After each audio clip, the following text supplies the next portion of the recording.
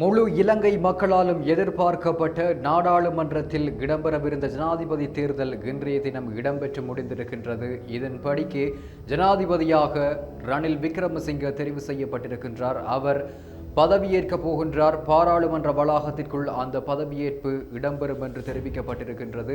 பாராளுமன்றத்திற்குள் அந்த பதவியேற்பு விழாவை நடத்துவதற்கு அனுமதி வழங்குமாறு அவர் சபாநாயகரிடம் தெரிவித்திருக்கின்றார். ஏற்கனவே ஜனாதிபதிக்கு இருக்கின்ற நிறைவேற்று அதிகாரங்கள், கட்டுக்கடங்காத சில நிறைவேற்று அதிகாரங்களை குறைப்பதுதான் தன்னுடைய நோக்கம் என்றும் ஜனாதிபதி ரணில் விக்ரமசிங்க ஏற்கனவே கூறியிருந்தமையும் குறிப்பிடத்தக்கது. அந்த வகையில் நாடாளுமன்றத்தை தன்னுடைய பதவியேற்பு மையமாக அவர் தெரிவு செய்திருப்பது ஒரு அடையாளப்படுத்தப்பட்ட ஒரு விடயமாக இருக்கின்றது. அத்தோடு இந்த ஜனாதிபதி தேர்தலுக்கு பின்னால், அதாவது இன்றைய தினம் இடம்பெற்ற ஜனாதிபதி தேர்தலுக்கு பின்னால் பல திரைமறைவு நடவடிக்கைகள் இடம்பெற்றிருக்கலாம் என்கின்ற சந்தேகங்கள் இருக்கின்றன.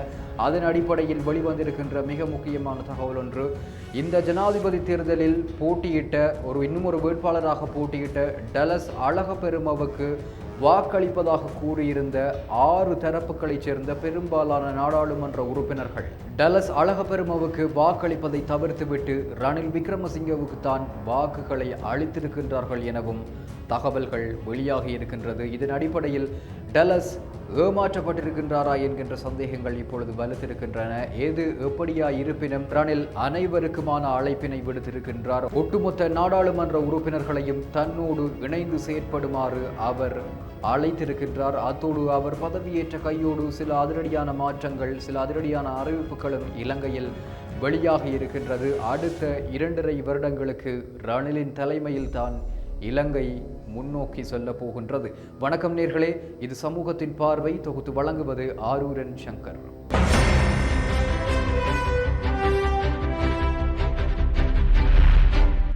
வெள்ளவத்தையில் வீடு வாங்க வேண்டுமா? ஹால்ரோடிற்கு அருகில் ராயல் ட்ரீ கன்ஸ்ட்ரக்ஷனால் கட்டப்படும் தொடர்மாடி அடுக்குமனைகள். முன்பதிவுக்கு இன்றே வந்துங்கள்.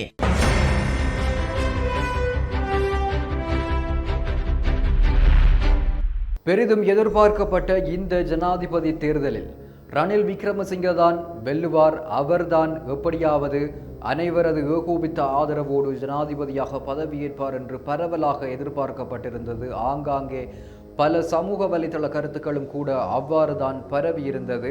இருப்பினும் கூட நேற்றைய தினம் இறுதி கட்டத்தில் டலஸ் அழகப்பெருமவுக்கான ஆதரவு அதிகரித்திருப்பதாக செய்திகள் வெளியாக இருந்தன. டலஸ் அழகப்பெரும தரப்பினர் அதற்கான நடவடிக்கைகளில் இறங்கியிருந்தார்கள். இறுதி கட்டத்தில் தமிழ் தேசிய கூட்டமைப்பு, சஜித் பிரேமதாசவின் அணி போன்றவர்களும் கூட டலஸ் அழகப்பெருமவுக்குத்தான் தங்களினுடைய ஆதரவுகளினை தெரிவித்திருந்தார்கள். இதன் காரணத்தினால் டலஸ் அழகப்பெரும ஜனாதிபதியாகி விடுவாரோ என்கின்ற பரபரப்பும் கூட நேற்று இறுதி கட்டத்தில் தொற்றியிருந்தது.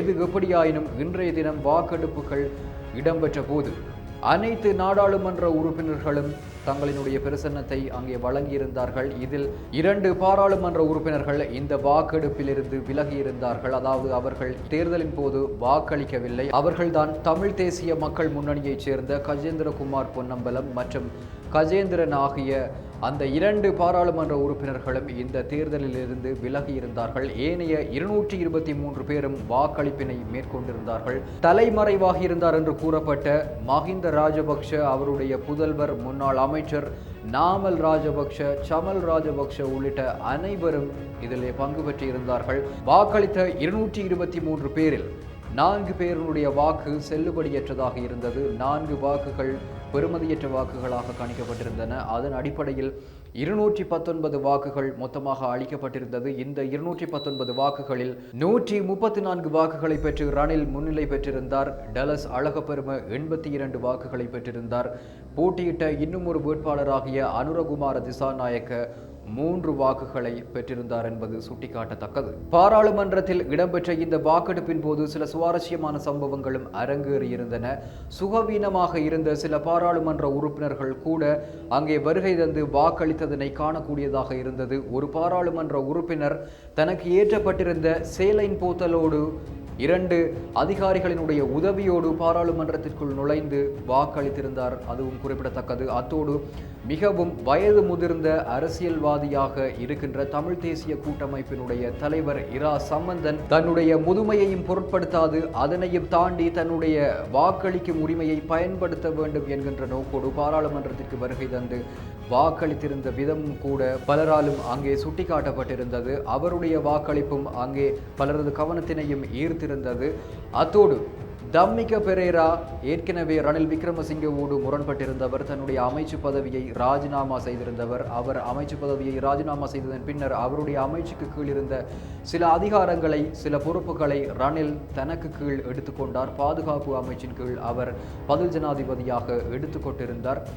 அவ்வாறு தம்மிக பெரேரா வாக்களிக்க வரும்போது மஹிந்த ராஜபக்ஷவோடு புன்சிரிப்பினை மேற்கொண்டு விட்டு பின்னர் ரணில் விக்ரமசிங்கவிடமும் ஏதோ அளவலாவி விட்டு பின்னர் வந்து வாக்களித்திருந்தமையையும் அவதானிக்கக்கூடியதாக இருந்தது. மேலும் வாக்கெடுப்பு முடிவின் போது, வாக்கெடுப்பு முடிவுகள் அறிவிக்கப்பட்ட போது ரணில் விக்ரமசிங்க அதிகூடிய வாக்குகளை பெற்று ஜனாதிபதியாக இருக்கின்றார் என்கின்ற விடயத்தினை பாராளுமன்ற அந்த பிரதான அதிகாரி அறிவித்த போது நாடிக்கு முண்டு கொடுத்தவாறு எதிர்க்கட்சியினரை அமைதியாக பார்த்து கொண்டிருந்த அந்த காட்சியும் பதிவாகி இருந்தது. இதன் பின்னர் பாராளுமன்றத்தில் உரையாற்றிய ரணில் விக்ரமசிங்க மிக பாரிய அளவில் ஒரு அழைப்பொன்றினை ஏற்படுத்தி இருக்கின்றார். அதாவது அனைத்து நாடாளுமன்ற உறுப்பினர்களும் தன்னோடு ஒன்றிணைந்து ஒற்றுமையாக பயணிக்க வேண்டும், நாம் ஒற்றுமையாக செல்ல வேண்டிய ஒரு காலப்பகுதியில் தான் இப்பொழுது இருந்து கொண்டிருக்கின்றோம் என்பதனை அவர் தெரிவித்திருந்தார். குறிப்பாக அவர் சில நாடாளுமன்ற உறுப்பினர்களின் பெயர்களை கூறி நன்றிகளை தெரிவித்திருந்தார்.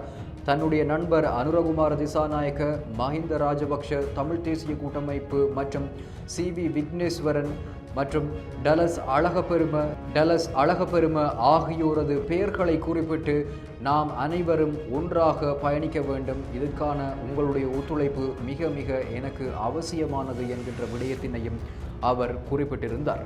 அத்தோடு டலஸ் அழகப்பெரும தோல்வியுற்றமைக்கான ஒரு காரணத்தினை மக்கள் விடுதலை முன்னணியினுடைய இணையதளம் தகவலாக வெளியிட்டிருக்கின்றது. டலஸ் அழகப்பெருமவுக்கு ஆதரவு தருவோம் என்று கூறிய 6 தரப்பினர், அதாவது தமிழ் தேசிய கூட்டமைப்பு, பாராளுமன்றத்தில் சுயாதீனமாக இயங்குகின்ற கட்சிகளின் ஒன்றியம், தனியாக இயங்குகின்ற 10 நாடாளுமன்ற உறுப்பினர்கள், ஸ்ரீலங்கா சுதந்திர கட்சியின் தயாஸ்ரீ ஜெயசேகர தரப்பு, மனோ கணேசன் தரப்பு, ரிசாட் பதியுதீன் தரப்பு ஆகிய தரப்புகள் டலஸ் அழகப்பெருமவுக்கு தான் வாக்களிப்பதாக நேற்றைய தினம் வரையில் கூறியிருந்தார்கள். எனினும் அவர்கள் டலஸ் அழகப்பெருமவுக்கு வாக்களிக்காது, அவர்களுடைய தரப்பில் பல நாடாளுமன்ற உறுப்பினர்கள் டலஸ் அழகப்பெருமவுக்கு வாக்களிக்காது ரணில் விக்ரமசிங்கவுக்கு தான் வாக்களித்திருக்கின்றார்கள் என்பது வாக்கெடுப்பின் முடிவுகளின் அடிப்படையில் உறுதிப்படுத்தப்பட்டுள்ளதாக, அதாவது வாக்கெடுப்பின் முடிவுகள் அதைத்தான் வெளிப்படுத்துவதாக மக்கள் விடுதலை முன்னணி தன்னுடைய இணையதளத்திலே தகவல் வெளியிட்டிருக்கின்றது. ரணில் ஜனாதிபதியாக பதவியேற்ற கையோடு போராட்டத்தில் ஈடுபடுபவர்களுக்கான ஒரு அறிவிப்பு வெளியாக இருக்கின்றது. காலி முகத்திடலில் இருக்கின்ற பண்டாரநாயக்க சிலையை சுற்றி இருக்கின்ற 50 மீட்டர் தூரத்தில் எந்த விதமான போராட்டக்காரர்களும் நுழையக்கூடாது என்கின்ற ஒரு அறிவிப்பு வெளியாகி இருக்கின்றது. அத்தோடு ரணில் கோஹோம் என்கின்ற ஆர்ப்பாட்டம் ஆரம்பிக்கப்பட்டிருக்கின்றது. இவை எவ்வாறு எங்கு சென்று முடிய போகின்றன என்பது தெரியவில்லை. அத்தோடு நாளைய தினம் பாராளுமன்றத்தில் பதவியேற்பதற்காக காத்திருக்கின்றார் ரணில் விக்ரமசிங்க. அவர் பதவியேற்றால் அடுத்த 2.5 வருடங்களுக்கு அவர் ஜனாதிபதியாக நாட்டின் நிர்வாகத்தை முன்னெடுப்பார்.